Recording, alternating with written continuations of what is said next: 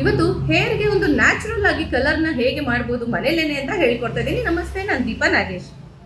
Mehndi try ಮಾಡಿರ್ತೀರಾ ಅಥವಾ ಬೇರೆ ಯಾವುದೋ ಕೆಮಿಕಲ್ ಓರಿಯೆಂಟೆಡ್ ಪ್ರಾಡಕ್ಟ್ಗಳನ್ನ ಟ್ರೈ ಮಾಡಿರ್ತೀರಾ. ಬಟ್ ನಾನು ಈಗ ಹೇಳುವಂಥ ಫಾರ್ಮುಲಾನ ಖಂಡಿತವಾಗ್ಲೂ ಟ್ರೈ ಮಾಡಿ ನೋಡಿ. ಹೇರ್ ಕಲರ್ ಜೊತೆಗೆ ಹೇರ್ ಸ್ಟ್ರೆಂಥನಿಂಗ್ ಕೂಡ ಆಗುತ್ತೆ. ಈಸಿಯಾಗಿ ಸಿಗುವಂಥ ಬಾಳೆ ದಿಂಡು ಅಂತ ಹೇಳ್ತೀವಿ.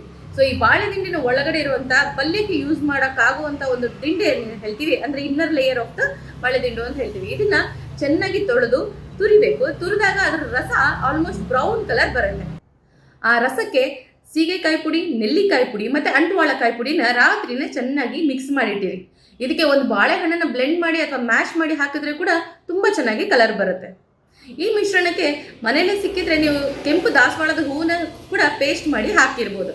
ಸೊ 8 ಗಂಟೆ ಕಾಲ ಅದು ನೆನೆದ ಮೇಲೆ ಆ ಹೇರ್ಗೆ ನೀಟಾಗಿ ಅಪ್ಲೈ ಮಾಡಿಕೊಂಡು ಅರ್ಧ ಗಂಟೆ ಬಿಟ್ಟು ಹೇರ್ ವಾಶ್ ಮಾಡಿ. ಇದರಿಂದ ಹೇರ್ ಕಲರಿಂಗ್ ಜೊತೆಗೆ ಕಂಡೀಷನಿಂಗ್ ಆ್ಯಂಡ್ ಹೇರ್ ಸ್ಟ್ರೆಂಥನಿಂಗ್ ಕೂಡ ಆಗುತ್ತೆ. ಖಂಡಿತವಾಗ್ಲೂ ಟ್ರೈ ಮಾಡಿ.